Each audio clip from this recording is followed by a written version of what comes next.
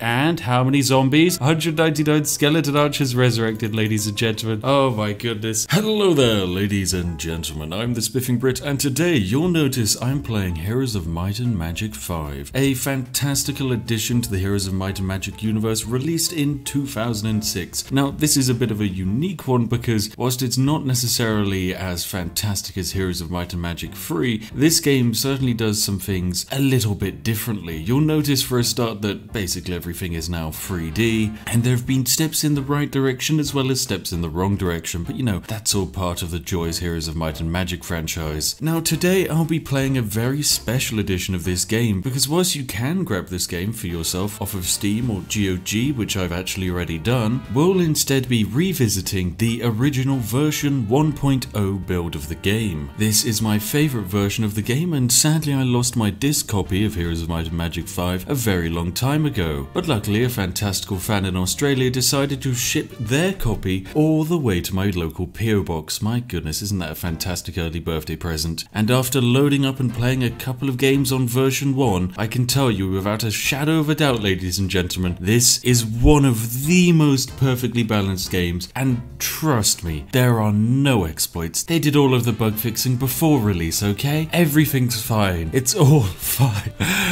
Oh god, what are we gonna do? Now we're going to be playing a classic 8-player free-for-all game on the Heritage map. This is just your classical Heroes of Might and Magic map. It's nice and big, there's going to be lots of fighting, but we're not actually going to be doing any of that boring fighting stuff. You see, Heroes of Might and Magic is a game where you take turns, each turn is a day, and at the end of the week you get to recruit all of your fantastical units in your town. This is how 99% of factions play. We, however, are not going to be playing as a normal faction. We are going to be playing as Necropolis, ladies and gentlemen. What are Necropolis? Well, in comparison to the classical peasanty hero boys of Heaven, the kinky chappies of Dungeon, and the vape wizards, Necropolis is in fact a faction like no other because it's not filled with fantastical heroes. It is filled with very strange old men who exude wrinkles at an incredible rate. You've got such beautiful characters as Casper the Embalmer, Nadir here, and my personal favourite, Vladimir the Reanimator. Now, Vladimir the Reanimator is who we're going to be playing,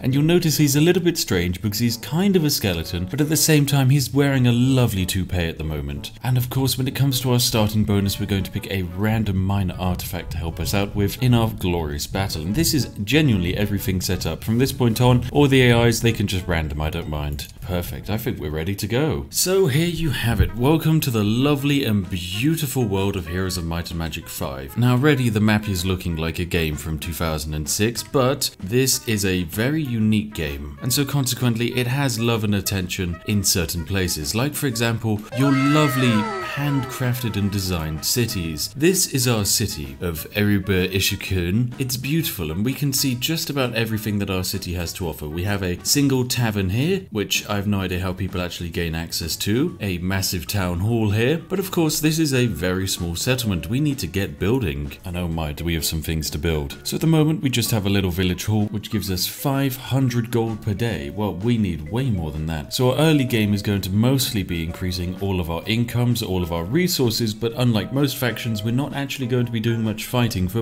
about the first 2 months. What we're going to do though is pick up a lovely graveyard so that we can get extra skeletons. There we go, look at that. Look at these lovely cute little bone boys. We're going to buy all of these bony boys and attach them to our army. Perfect. Now I was going to say that once you've actually bought your skeleton thing, you want to pick up your next hero, but interestingly we have a strange choice going on. You see, we could pick a hero from Necropolis. This is Raven, they're another necromancer. Or alternatively we could pick Klaus, the knight here. Now some would say picking the necromancer makes sense because they come with skeletons and zombies for us to add to our army, and also they're kind of an evil necromancer. But instead we're going to pick the nice friendly German chappie for one very important reason. Klaus here comes with peasants. Peasants are a very unique unit, ladies and gentlemen, because they're taxpayers. What that little ability means is because we have 24 peasants, as long as these peasants exist, they're going to be paying 24 gold into our coffers every single day. You see, peasants are the backbone of just about everyone's economy, and so they're kind of absolutely broken. Anyway, we're going to be sending our lovely hero off to see what's around us. There's a whole bunch of archers over there to our left, horde of gremlins, there's a whole bunch of footmen, some blade dancers, and a arena. I would say in total this is actually looking like a pretty decent start for us. Now that I've finished my first turn, I should probably actually explain to you why we're playing Necropolis of all factions. Well, you see, Necropolis is always a bit of a hot contended point in the Heroes of Might and Magic community, because in most games they are either absolutely, completely and utterly ridiculously overpowered, or just so overpowered that players will Alt F4 as soon as they hop into a lobby. Now in the current community patched version of Heroes of Might and Magic 4, Necropolis are kind of relatively balanced, but in the release version 1 build, Necropolis are not balanced. The reason is quite simple. In a game where you can get only a limited amount of units and you can only recruit them once a week, the ability to generate units out of thin air is kind of overpowered, especially in a game of fighting. Now Necropolis is exceedingly broken for one very simple reason. We can play as Vladimir the Necromancer. Now Vladimir's skills at the start of the game are pretty useless. He has basic necromancy. This means 5% of any enemies he kills are immediately resurrected back as skeletons. This can be improved all the way up to about 20%, and provided we build some special buildings as well, I'm pretty sure it can go up to about 30 or so. But that's not all, ladies and gentlemen, because with one simple upgrade, you will no longer actually just be summoning skeletons, you can be summoning skeleton archers. Equally, you can pick up Eternal Servitude, which means that not only at the end of a battle do you resurrect skeleton archers based off of the hit points of the enemies you've killed, Eternal Servitude also means you'll be resurrecting your own units back to life. This makes Necropolis pretty annoying to play against, because not only can they turn effectively your armies into their armies, they can also turn their dead armies into their own living armies. But what makes Vladimir the most powerful necromancer of them all is because he starts out with a very easy spell. This spell is Reanimator, but this is a spell which he gets at the start of the game that other comparable heroes will get right at the end of the game. The only comparison spell you can make to this is a spell called Resurrect, which allows you to bring effectively your warriors back to life. In the case of Vladimir though, he gets it right at the start of the game and it's insanely powerful. This spell basically means we can go into any battle, lose basically all of our skeletons, and then just bring them back to life. Effectively meaning it's very difficult to lose the game early on. Anyway, I'm going to get more infrastructure built. We're going to build a crypt so that we can now recruit zombies. You know, we might as well actually buy all the zombies as well. And we'll have Klaus, our other hero, deliver them to our evil necromancer. Thank you very much for the zombie express service, Klaus. That was very generous. Now go take those peasants back and hide. Now, as I mentioned, of course, ladies and gentlemen, we effectively resurrect skeleton archers based off of the amount of units we've killed. This is a very useful thing to have, as you can probably guess. But where this gets a little bit silly is the fact that at the end of every week, we can recruit more units, but more importantly, all of these independent neutral stacks you see lying around also grow in size. But what we can do, ladies and gentlemen, is simply not attack any of these guys until we actually want to. Now, the reason we're not going to attack them is because at the end of every week, not only do we get new units, but all of these neutral stacks get more units. They grow in size. These blade dancers will effectively multiply, and they might go from being only about 25 blade dancers to there being about 40 blade dancers. Now, a normal Heroes of Might and Magic player will be sat there thinking, okay, well, we're going to have to attack it very early on then, so that we don't risk losing any units of our own. In our case, however, each and every one of these neutral unit stacks is effectively millions of skeleton waiting to be resurrected, and so consequently, we're not going to actually do anything to them. We're going to simply wait and let these neutral stacks grow so that we can harvest them when they're nice and ready. And this is why Necropolis is so overpowered, because whilst all the other AI players in the game are effectively running around trying to gather as many resources as possible, doing as many fights as early as possible, and just trying to get their economy up and running, Necropolis is simply going to sit here AFK in the corner, because by doing so they can get one of the largest armies and strongest armies very early on. Right, and so we're about to end our first week. In terms of our first week, we have managed to fight no one and do nothing beyond actually build up our capital a little bit. Now all of our lovely AI stacks have grown a little bit, but most of them are still a way off of being ready to be harvested. And here we have it, we're finally able to recruit one of my most favourite units of all time, the Vampire, ladies and gentlemen. Now vampires are truly incredible because they're a unit like no other. They have some pretty decent stats, they're pretty hard to kill, but most importantly, they have life drain. What life drain means is every time, say, you lose a vampire and they're down to a stack of 4 vampires, they can hit an enemy unit and suddenly become 5 vampires again. They're an eternally rolling snowball that can fly across the map and even in later levels teleport, and so is consequently an absolute pain to try and kill. Now I'm also going to pick up the first level of the Mages Guild. This is because effectively picking up the first level of the Mages Guild gives us access to free random spells, some of which are okay, others are pretty terrible. It's kind of all a bit random what spell you're actually going to end up with, but the reason we want to get the Mages Guild is because right after we build that Mages Guild, we can build a Necromancer's Tower, which is going to increase our necromancy abilities by a further 10%. Quite simply, all we need to do is now build this tower here, and now we resurrect 15% of all enemies we kill. This is off to a great start. So let's say we were to attack, say, that stack of about 50 archers. It would mean we're able to resurrect a handful of them, but I could do with oh so much more, and so we must wait until we are ready. And you know what? Some chaos has just happened. It's Week of the Skeleton, ladies and gentlemen. Do you know what that means? Week of the Skeletons means double growth for skeletons, meaning if I go inside my capital here and I want to hire skeletons, there's 72 bony boys lying around. Oh god, right, this is it. Buy all creatures. But there we go, we now have a stack of 138 skeleton archers, and we're going to actually start attacking people right now. Now, welcome to the battle screen of Heroes of Might and Magic 5. It's really something. Every single unit is lovingly handcrafted and walks around in stacks. Now, in this game, there is no balance, and nothing makes sense. For example, my vampire here is able to fly all the way over to this tiny blade dancer, shiv it right in the middle of the chest, and now it's down to 2 units, meaning its attack is greatly limited. Now it's time for 138 skeleton archers, because there's technically 138 skeleton archers, which admittedly only do anywhere between 1 and 2 bits of damage. Because there's so many of them, we're effectively able to pepper this entire blade dancer and kill him in one blow. Now it's up to the ghosts. Ghosts are brilliant because ghosts have a 50% chance to dodge any attack they're given, provided it's not magical. And then in Heroes of Might and Magic 5, our heroes actually gain the ability to also fight on the battlefield, although you can choose to fight or instead cast a Raise Dead spell to bring an entire stack back to life. But yeah, we're going to attack, so we might as well. And here's our peasant archers. They're not the best. I mean, technically they do a lot more damage than your classical skeleton archer, but I mean, come on, still, it's not the greatest. And there we go, we're going to finish off the entirety of the blade dancers with only 1 dead zombie, which is kind of fine. Zombies are garbage. Lovely stuff. Look at that glorious fight. So we lost 1 unit, killed a whole bunch of blade and war dancers, and so when we exit out of the battle, you'll notice we just resurrected 14 skeletons, and they've just been added to our army. Most importantly, we can now grab this shrine and choose to improve our attack skill. This means all of our units will fight better, but now most importantly, we're going to head on over to this stack of archers, because we need to start leveling up our character to unlock more improved necromancy spells. So let's begin this fight. It all starts with simply moving our vampires nice and close up to the enemy. Oh, and now we get to also shoot. So I guess we attack one of the stacks of archers. Lovely. Now our skeleton boys, we just simply want to leave them hanging back because they're going to get converted into archers later on. We're then going to do archer v archer wars. Lovely. I'm going to move my ghosts and vampires nice and close up to the enemy, because if they start shooting the ghosts of course have a 50% chance to dodge everything. And now my skeleton archers can fight back, and of course by fighting back I mean hopefully wiping out an entire stack in one. And then of course the vampires teleport on in and immediately wipe a stack. And you're dead. Oh, I love vampires. And there we go, what a glorious win. So we lost 5 ghosts and killed 40 archers, meaning, oh, I get to pick my next level up because we're now level 2. Now this is where we get some brilliant options. We can choose to pick up advanced necromancy and resurrect 5% more dead. We can pick up eternal servitude, which means that we also resurrect fallen soldiers that we've lost, but instead we're going to actually pick up skeleton archers, so we no longer actually resurrect skeletons.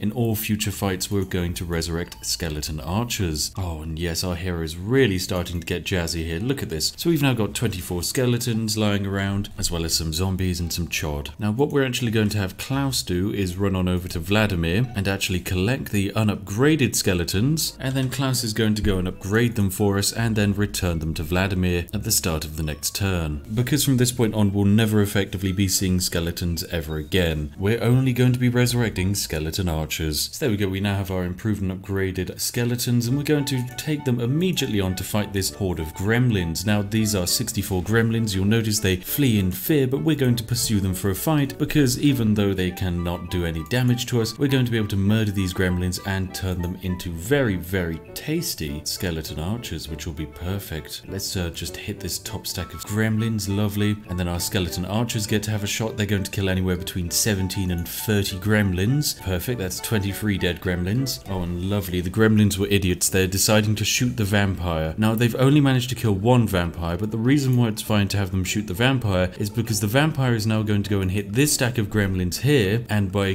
killing it, it's going to resurrect resurrect itself. Oh, this is silly. Why did they allow that to happen? And there we go. The gremlins are dead and we lost no one. Perfect. So we're going to then probably turn 50 gremlins into a handful of skeleton archers, hopefully. 64 dead gremlins becomes 9 skeleton archers. Now, the way necromancy works in this game is it's actually for some reason based off of hit points of units rather than the actual amount you murdered, which kind of makes necromancy a little bit strange to work with. Oh, we've run into 40 archers, which we're naturally going to pursue down so that we can convert them into archers ourselves. Lovely stuff. Oh, and of course they're all going to try and shoot at the ghosts and miss. Lovely. And there we go. A handful of dead ghosts later, we've managed to rinse an entire enemy stack. And now some time has passed, ladies and gentlemen. It's now day 4 of the second month. I've cleared out a large quantity of very difficult enemies around about here and here. We had to fight some tree ants, and oh my goodness, that was an absolute faff. But most importantly, all that's out the window, so we can now access some of the great loot which is lying around the middle of the map. So for the moment, I'm just going to hit the shrine and pick up some of these goods. Most importantly, the necklace of the bloody claw is a fantastic addition to our hero for the sole reason that that's going to actually increase the damage done by our skeleton archers from 1 to 2 to 2 to 3. This has effectively doubled the amount of damage our skeleton archers are doing, which is incredible. Oh, and also we can finally build dragons now, so there we go. We'll quickly buy a dragon graveyard. We can buy our first bone dragon here. These are massive monstrosities that have huge amounts of hit points and do huge amounts of damage. The only issue is they're also 2,400 each, which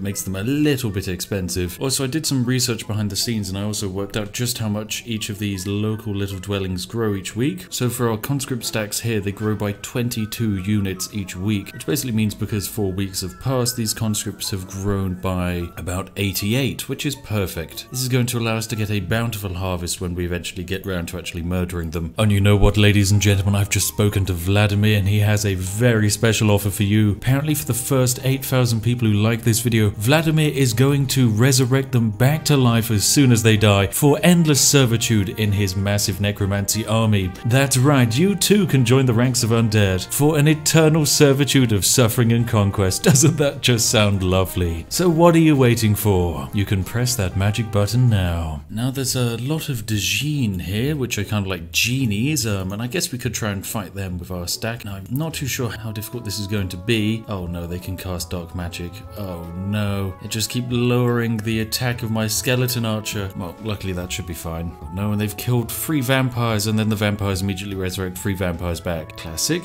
Oh goodness, this game. Oh, also, I forgot to say, because Vladimir here is leveled up a whole bunch, he now has 50 mana, meaning he can cast the Raise Dead spell over 5 times in a battle, which just brings a stack back from the dead even, which is just absolutely silly. Yeah, we have a whole bunch of spells to play with. Oh, and of course now we can just ice a genie. Right, well, let's just murder this one here. There we go, that's a dead genie. Oh, and they've killed 3 vampires. Oh no, what a shame. Well, go get some revenge, vampires. And there we go, 3 resurrected vampires. And that is the end of the fight. All of the genies are dead. I do believe we probably have the strongest army now. 21 dead genies, of course, become 21 skeleton archers. Oh, now it's a brand new week, which means we can once again hire all of the new units which have cropped up. This includes 3 massive brand new bone dragons. This is going to cost a whole bunch of stuff, isn't it? Yep, there we go. But we still have 10 grand lying around. That's not bad at all, actually. Right, let's load up these men and take them to the front lines. Now, the thing is, bone dragons are fantastic. They're very expensive and you don't want to lose them. And normally, if you've managed to get dragons this early in the game, you might not have much money to buy them, but also you're probably not going to try and throw them into difficult battles because you risk losing them, and losing them is a massive loss, not just financially, but also in the time it takes to produce a dragon. Now, luckily, of course, when you're playing this faction, you can just raise your dragon back from the dead. Now, in front of us, we have some lovely horned demons. These should be lovely and easy to kill. Oh my god, they want to join us. 67 horned demons with a greater desire for glory wish to join. Heck yeah, come join us. That's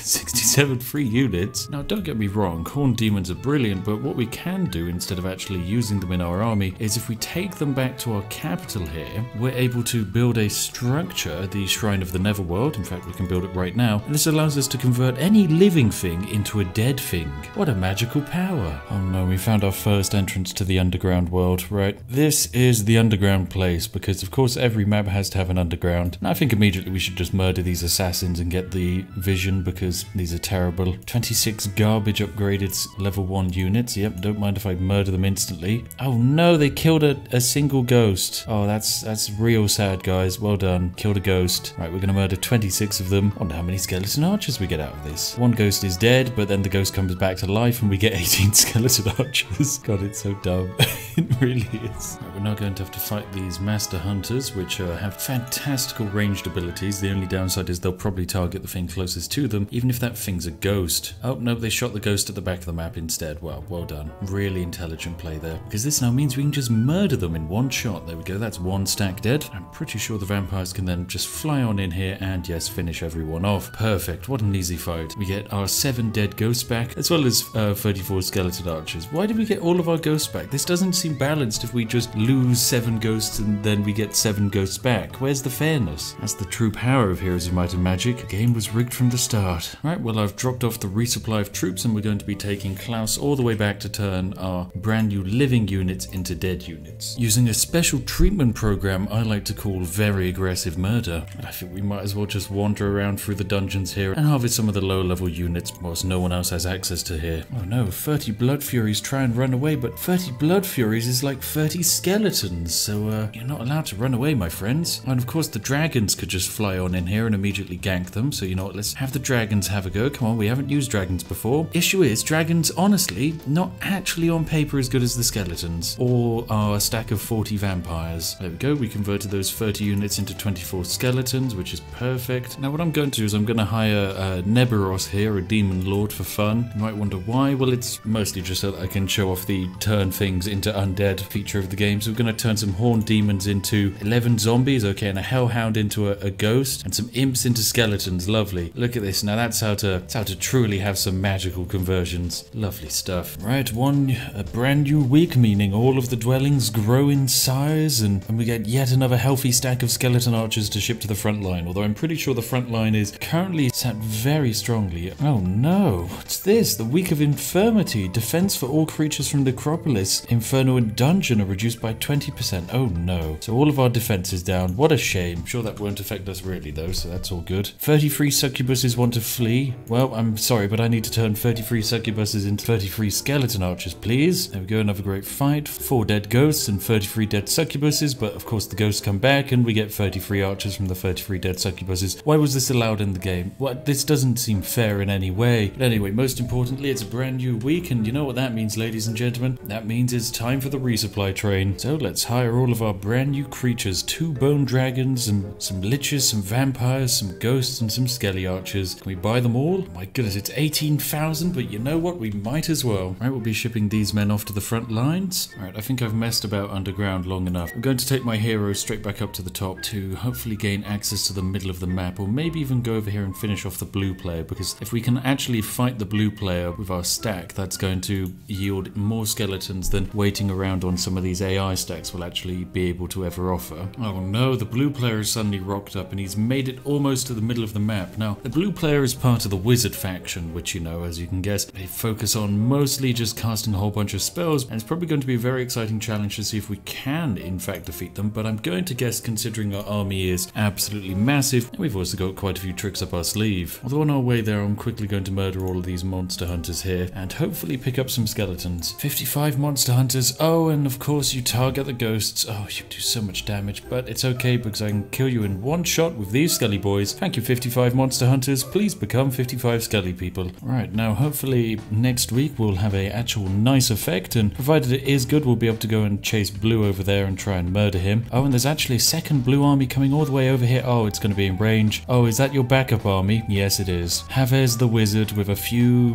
what is that, titans? Oh, you are going to die, my friend. Anyway, should we go kill Havez the wizard? I reckon we probably should. Sorry, my friend, but I reckon you've probably got an artifact on you, so I'm going to try and murder you. Oh my god, you've got a colossus. Look at how big that boy is. Oh, it's a good thing I can just sit here. Yep, you can walk about and do your thing. The ghosts, they don't have to do anything. I guess my liches can attack? Quite good at that. Good job. Dragon could attack, and it might be able to actually kill the big titan monster. You know, we might as well. Let's go for it. Come on, dragons. I've got 5 of you. Prove your worth. Perfect. So I guess we turn that titan into 2 skeletons now. Yep, we turned Turn the Titan into 2 skeletons. Alright, now let's go capture the middle of the map for fun. Oh no, this is becoming lovely and exciting. The main blue army is in front of us, which hopefully means we'll have a nice big fight very shortly. Come on, Vladimir, I believe in you. Let's chase down that army. Now, once we do this fight, we'll probably return Vladimir to our main base because we've got a horde of conscripts to mop up, and as soon as we kill those, well, that's an extra 200 or so skeletons added. But let's go chase down the enemy. Here we go. A line of enemy armies. We have, oh, a necromancer player. Oh, now that's a real shame. We found Zoltan the necromancer. Now, we can fight him and do a whole bunch of damage and easily kill his army. That's no problem. We probably should do it. The only annoying thing is we can't resurrect any of his units. No, blue player, come back. Come back, blue player. Don't run to the middle of the map. Oh, you annoying sausage. And yellow player as well. Oh, yellow player killed blue player. Okay. That's annoying, necromancer. I wanted those units. There were hundreds of units there to be converted into skeletons, and you've just stolen them from me. The only return of investment I can get is by killing this throng of hellhounds here. Will hopefully allow me to get another 100 or so skeleton archers added to my collection. And now the archers attack and naturally just rinse everything they hit. 2,200 damage they just did there. Oh, this is dumb. Heroes of Might and Magic is really a game of who can power game the system the most. Alright, there we go. Job done. That's a whole bunch of hellhounds dealt with. So we lost 4 skeleton archers and 1 lich, killed 142 enemies, but we get the lich back, 106 skeleton archers added. We're up to almost 1,000 skeleton archers, but I reckon it's probably time for us to return. So I'm going to actually return to our base via the long way round. Hopefully we'll run into some enemies on the way, and we'll also pick up a whole bunch of AI stacks as we go. What's this? 55 war dancers want to join our party.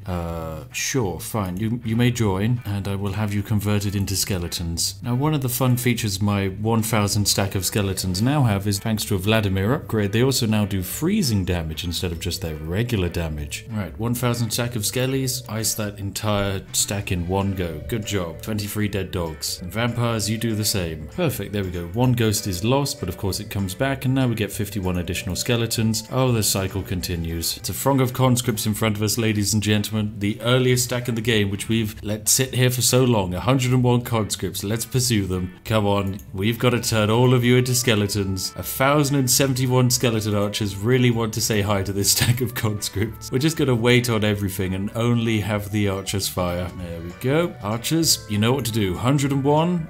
Sat there, now 101 of them are dead. We win the combat. It's as simple as that. Now give me my skelly archers. Lovely. And now to defeat another throng of conscripts. Oh, 115 of you. I'm sorry, but you have to be murdered. You get turned into lots and lots of tasty skellies, trust me. Alright, archers, open fire. You'll do anywhere between 2,932 to 3,886 damage. Oh, this is dumb. I'm pretty sure they can now almost do 5,000 damage in one go. Anyway, that's more skellies added to the stack. We will actually have to send Vladimir into our keep here because he has a whole bunch of spells he needs to learn. And we've also learned instant travel. Oh, of course, we've learned instant travel now so we can cast spells. Oh, this is it. This is it. Game over, ladies and gentlemen. Right, you know what? I think it's time to actually fully put this military to the test. So it is now day 4, week 2 of month 3. The AI has basically run around, although I would say calling the release build of this game's AI actually intelligent. But nonetheless, we have a massive army and we're standing outside of Zyad here, owned by the blue player. He's managed to actually build up quite a large military force. Look at that, several titans. You know what, there's actually quite a few scary things in there which we'd have to worry about. Well, which we would have to worry about if we actually had to worry about things anymore, because we don't. So we're going to take Vladimir here and just waltz on into this castle. I mean, it's even protected by a wizard, but that's not really going to stop us from kind of waltzing our way through. Alright, lovely. Look at this glorious setup. So beginning this battle, we have 1,269 skeleton archers, 55 war dancers, 300 zombies, 69 vampires, nice, 58 ghosts, 21 liches, and 8 bone dragons. It's time for us to begin, ladies and gentlemen. Immediately, we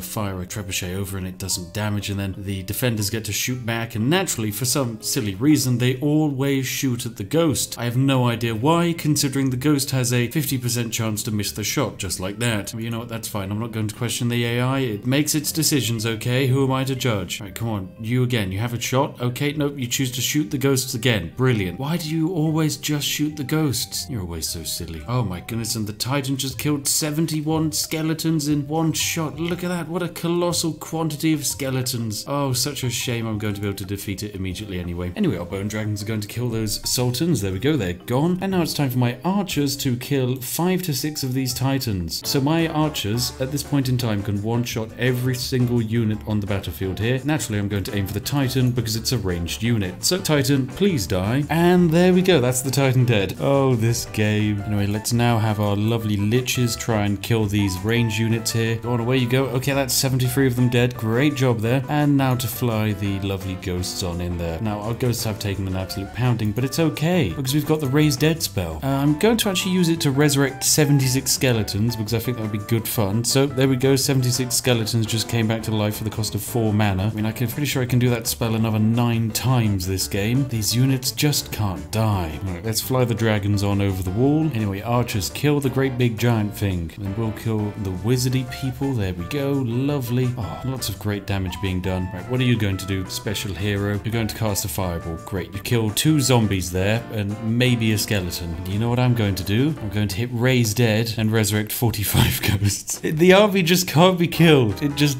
refuses to die. Oh god, this is why playing against Necropolis, it's such a meme. Your army just gets melted. Their army just keeps standing back on up again. You can't do anything. It's terrible. Who decided this would be fair? Right, and that's the siege complete. What an incredible siege. We lost so many units there. I think we lost a 1 zombie, no 3 zombies and some choddy war dancers we got for free. How terrible. And of course we gained 9,640 experience and killed a whole bunch of the enemy. Let's pick up, expert destructive magic. And how many zombies? 199 skeleton archers resurrected, ladies and gentlemen. Oh my goodness. And we get another settlement. But just look at this military. 1,468 skeleton archers. Oh, it's dumb. It's so dumb. So we recently finished our battle with, what I think was the blue player over here. I'm pretty sure it was the blue player. They were playing alchemy anyway, but it turns out there's a second alchemy player, the green player over here. Now, after our last fight to get the main city of the AI, we managed to pick up an extra 200 or so skeleton archers, which is perfect because that means we're now up to 1,574 skeleton archers. So next turn, we're going to go and attack the lovely person sat inside of this fort and convert all of their units into skeletons. Because we can. Oh, and if you've enjoyed this video so far, feel free to give the video a like, and you know what? I could use some words of wisdom as to what Heroes of Might and Magic game I play next. I haven't even fully tested out all of the exploits for Heroes of Might and Magic 4 and Heroes of Might and Magic 3. There are just some absolutely crazy ones out there. Anyway, let's do our great big fight.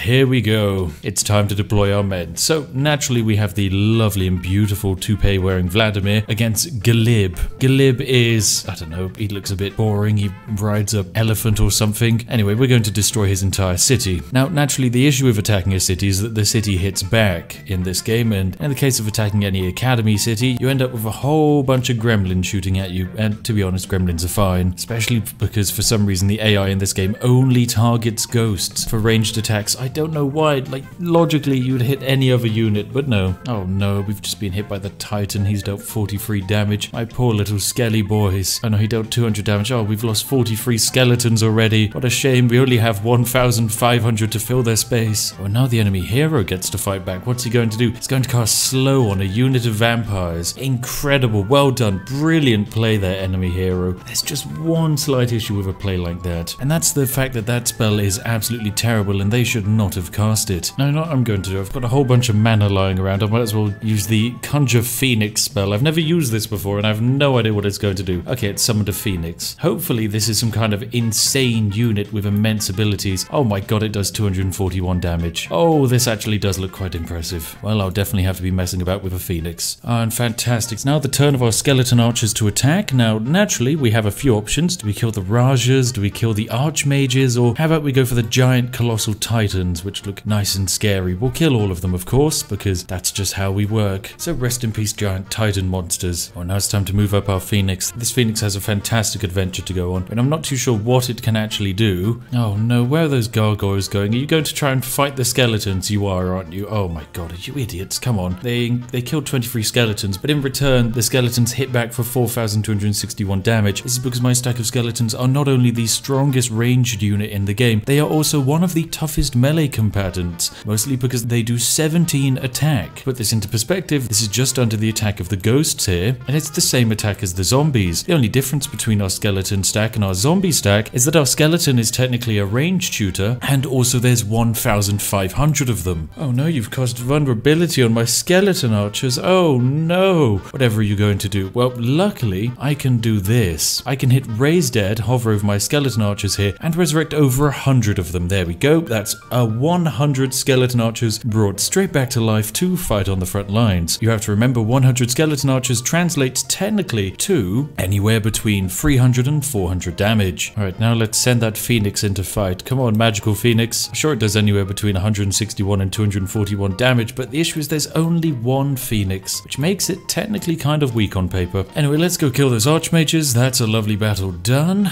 and we now get to resurrect from the losses. Oh, and whilst we're here, we might as well also pick up expert attack. That looks perfect. So we naturally summon some units that died back to life, as well as resurrect an extra 204 skeleton archers. This is why Necropolis is so overpowered. Not only have we knocked out the green player, we've also effectively turned the green player's army into our own army. We are a snowball that does not stop rolling. Vladimir cannot be defeated. This monstrosity is insane. He's an exceedingly high-level wizard who can teleport around the map and resurrect a full stack of his own units endlessly, meaning you cannot kill his army. And that is why with the release of this game's first DLC, they had to nerf Necropolis right into the ground and effectively turn them into a balanced faction. I know it was exceedingly rude of them, but in a certain way it had to happen. But anyway, I hope you enjoyed seeing one of my favorite exploits from gaming's history, especially in one of my favorite titles of one of my favorite series. Heroes of Might and Magic 5 will certainly never live up to the nostalgia of Home Free, but it is a nice step in the right direction before the game started going south. But anyway, what do you want to see next, ladies and gentlemen? I'm in the mood for a few strategy games, maybe a few adventure games, maybe a few RPGs, and maybe a few tycoons. So I'll have you hop down to the comment section and vote on what we'll do next. Do you want A, Civilization 5, how to get infinite science? Do you want B, Skyrim, how to become the most overpowered mage in existence? Or do you want C, the RimWorld Warcrime experience? It's a project I've been working on for a while. It turns out the game actually makes it relatively easy to break the Geneva Convention. Anyway, as always, a massive thank you to each and every one of my majestic patrons who make these fantastic videos all the more possible. Seriously, thank you very much, especially to the person who sent this game in via the PO Box. And I suppose I can list the PO Box's description on screen now. If you want to send things in, feel free to. I actually have a birthday coming up soon, so if you want to send something in to celebrate that, then by all means, I'd be more than happy to receive. The PO Box has kind of given me some very strange things over the years, from lovely foreign delicacies like macaroons to an entire Morphy Richards coffee machine, which I've got to be honest, I was not expecting. So yes, feel free to send all of your diplomatic gifts and diplomatic insults there. Anyway, I'm afraid that's all for today's video, and if you want to watch something else, then I've got a few lovely options on screen, which trust me, you're going to love. But I'm afraid that's all for me today, and all that's left is for me to see you in the next one. So have an absolutely lovely day, and goodbye for now.